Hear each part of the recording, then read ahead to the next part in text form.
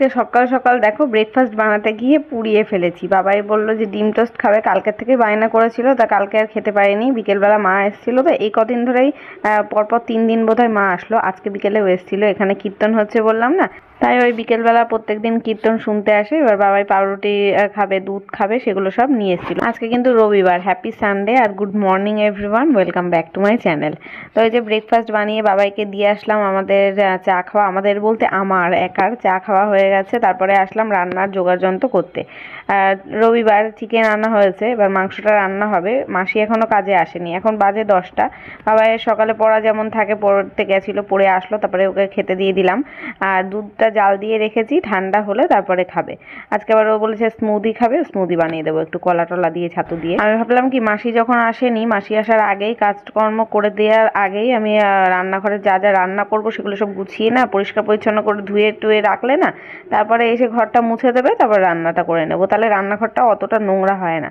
এবার ওই ঘর মোছার পরে তারপরে রান্নাঘরে দাঁড়িয়ে দাঁড়িয়ে রান্না করলে না, ওই নিচে জল টল পড়ে, এঁঠো জল টল, তখন আর মানে ভালো লাগে না। সেই মুছলেও সেইভাবে তো আর হয় না। মাসি তো ফিনাইল দিয়ে কিংবা লাইজল দিয়ে মুছে দিয়ে চলে যায়, আমি তো আর সেটা মুছি না, এমনি রান্নার পরে নর্মাল জল ন্যাকড়া দিয়ে মুছে নিই। তো ভাবলাম এগুলো গুছিয়ে রেখে তারপর এডিটের কাজ আছে একটু, সেগুলো করে নিয়ে তারপর রান্না বসা। আজকে আমি 11 মাল্টি কুকিং কেটেলে রান্না করছি ফ্রাইড রাইস। কালকের একটু বাসি ভাত ছিল, তার সাথে একটু পেঁয়াজ লঙ্কা একটু ডিম আর সোয়াবিন দিয়ে একটু ভেজে নেব, একদম চটজলদি রান্না হয়ে যায়। 11 এই মাল্টি কুকিং কেটেলটাতে শুধু ফ্রাইড রাইস নয়, পোলাও, নুডলস, পাস্তা, মোমো, এরকম স্টিম জাতীয় যে কোনো রান্নাই কিন্তু করা যায়। তো আমি এই যে ফ্রাইড রাইসটা দেখো বানিয়েও নিয়েছি, কোনো রকম গ্যাস ছাড়া, কোনো রকম আলাদা বাসনপত্র এঁঠো করা ছাড়াই। এটাতেই কিন্তু আমি কত সুন্দরভাবে দেখলে রান্নাটা করে নিলাম।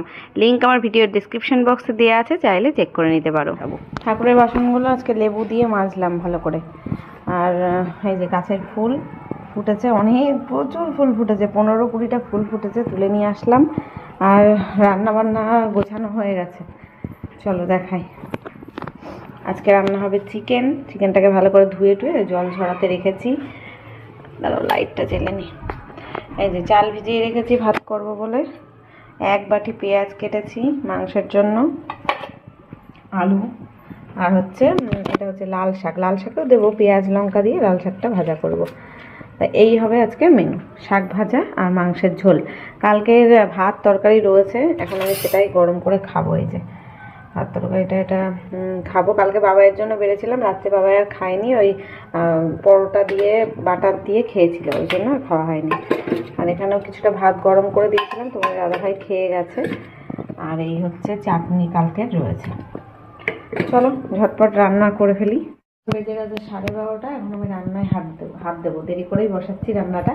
আর ঘরের সমস্ত কাজ হয়ে গেল, মাসি এসে ঘর মুছে দিয়ে গেল, তারপরে এই করবো। এই যে জানলাগুলো বন্ধ করলাম, গরম পড়েছে যেমন, একদিকে ভালো হচ্ছে, আবার ফুল ফুটছে অনেক গাছে সেটা, আর আরেকদিকে ভয়েই এখন আতঙ্ক, সাপের ভয়। গরম পড়লে আমাদের এদিকে না সাপ বেরোয়, এমনিও এখন দেখছি খুব সাপের উৎপাত হয়েছে চারিদিকে, দেখছি তো, ওই জন্য ভয়তে জানলা টানলা সব বন্ধ টন্ধ করে দিয়ে আমি শুধু রান্না করবো, রান্নাঘরে এখানেই থাকবো। এখানে জানলাগুলোই খোলা রয়েছে। তো যাই হোক, চলো দেখতে থাকো। আমার না প্রায় দিন এই ভুলটা হয়, আমি ওখানে জল ভরতে বসিয়ে রেখে রান্না করি, মানে ভাবি কি এক হাতে 2 কাজ করতে গিয়েই জল পড়ে যায়, মানে ভর্তি হয়ে যায় বোতলে, আর উতলে একদম পড়ে যায়। আজকেও তাই হয়েছে। এখন যে মুছবো, সে মোছার সময়টা পাচ্ছি না। এখন মুছতে গেলে আবার কি কড়াইতে শাক ভাজা বসেছি, সেটা তলা দিয়ে পুড়ে যাবে। তো যাই হোক, শাক ভাজাটা হয়ে গেছে, আর এখন মাংস কষাচ্ছি। আজকে আবার বাবাইয়ের প্র্যাকটিস রয়েছে দুপুর 2টোর থেকে।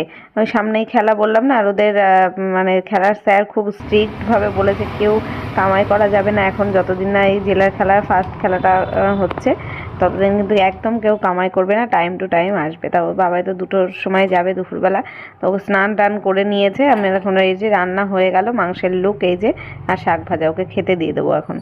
আর চলো আমিও স্নান টান করে নিলাম, পুজো দিয়ে নিচ্ছি এখন। বাবাই তো প্র্যাকটিসে গেছে, ওর বাবা এখনও আসেনি, আর আমি এখন পুজো দিয়ে নিই, তারপর খেতে টেতে বসবো।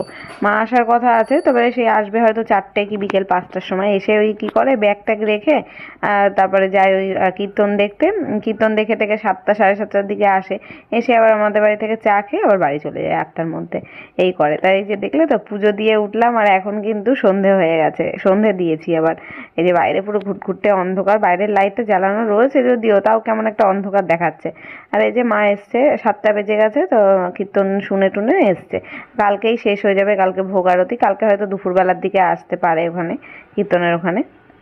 আর বাবাই এখন প্র্যাকটিস থেকে এসেছে, এসে খাচ্ছে হচ্ছে পরোটা আর মাংস। আমি তো চিকেন করেছিলাম দেখেছিলে, আর মা বাবার জন্য পরোটা বানিয়ে নিয়ে এসছে আজকেও। বাবাই দেখছি এই কদিন একটু পরোটা খেতে ভালোবাসছে, তাই ওটা দিয়ে কালকেও নিয়ে এসেছিলো, আজকেও নিয়ে এসছে, আবার বলছে এই 3 দিন আমি আসবো, 3 দিনে নিয়ে আসবো। তো যাই হোক, এখানে চা বসিয়েছি আমাদের জন্য, এখানে 4 কাপ চা দেখছো। বাবাইয়ের একটা বন্ধু এসেছিলো, ওই জন্য ওর জন্য করেছিলাম। তো ওই অবধি রবিবারের ভিডিওটা করেছি। আর আজকে হচ্ছে নেক্সট ডে, সোমবার সকাল, সকাল না এই ধরো হ্যাঁ সকালই হবে, 11টা হবে হয়তো। আমি ভাতের চাল টালগুলো ধুচ্ছি, যা রান্না করব সেই সব আর কি। মাছ নিয়ে এসছে, সেগুলো ধুতে হবে, তাই দেখছি যে কি কি এনেছে, এখন সেইগুলো গোছগাছ করতে হবে। আজকে যখন বাজারে গেছিলো সে আমি বলেই দিয়েছিলাম যে রুই কাতলা এসব মাছ নিয়ে আসবা না, আনতে পারলে চিংড়ি মাছ আনতে পারো, তাও একদম ওই কুচো চিংড়ি আনলে ছাড়াতে অনেক অসুবিধা হয়, কুচো চিংড়ি আনা যাবে না। আর বলেছিলাম তেলাপিয়া মাছ পেলে কিংবা বেলে মাছ পেলে আনতে।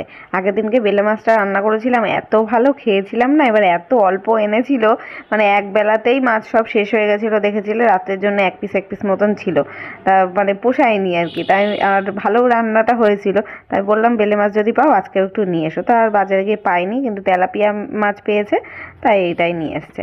তো প্রথমে ভাবলাম কি বেগুন আছে, বেগুন দিয়ে আলু দিয়ে ঝোল করি, তারপরে ভাবলাম না, বেগুন করলে কি ঝোলটা পুরো টেনে নেয় আর একদম ঝোল দিয়ে মেখে খাওয়া যায় না, তাই ভাবলাম না থাক, আলু দিয়েই করি। বেগুনটা অন্যদিন কালকে দেখি মঙ্গলবারে পোড়া টোড়া কিছু করা যাবে। আর ডাল বসিয়েছি, বাবাই তো আর এই মাছ খাবে না, মাছের ঝোলও খাবে না, ওই জন্য ডালটা মানে মাস্ট করতেই হবে। আর ডিম একটা সেদ্ধও দিয়েছি, ডিম সেদ্ধ দিয়ে ডাল দিয়ে খাবে। কালকে লাল শাক ভাজা করেছিলাম না, তাই খানিকটা রয়েছে, আজকে দুপুরবেলা হবে। বাবাই আবার লাল শাকটা খায়, গরম ভাতে একটু ঘি দিলে, লাল শাক দিলে ও অর্ধেক ভাত ওই দিয়েই খাওয়া হয়ে যাবে। আর কালকে আমি চিকেন রান্না করেছিলাম, সেটা তো খাওয়া হয়ে গেছিলো। মা আবার রাত্রেবেলা যখন এসেছিলো গিলেমেটের চচ্চড়ি নিয়ে এসেছিলো, তো সেটা রাত্রে আর খাওয়া হয়নি, সেটাও আছে।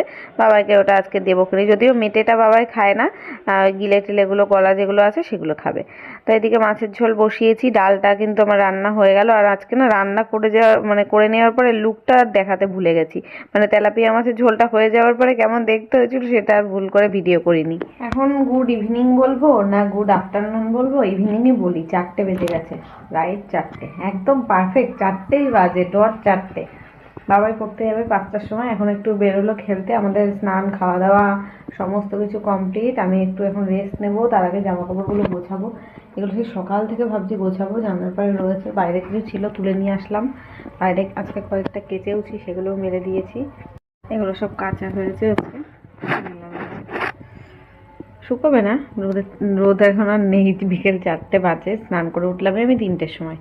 এখানে কীর্তন রয়েছে, শেষ দিন ভোগ হবে আর কি, ভোগ আরতি দেখতে গেছে মা। মা তখন আসলো কটায়, 2:30 3টে, হ্যাঁ 2:30 মতন বাজে। তখন এসে ব্যাগটা রেখে আমাদের জন্য, বাবার জন্য আবার পরোটা বানিয়েছে, তাই সেসব রেখে গেল ওখানে আরতি দেখতে, ভোগ আরতি হবে তাই। তো এই আর রান্নাবান্না কী করলাম তো দেখালামই।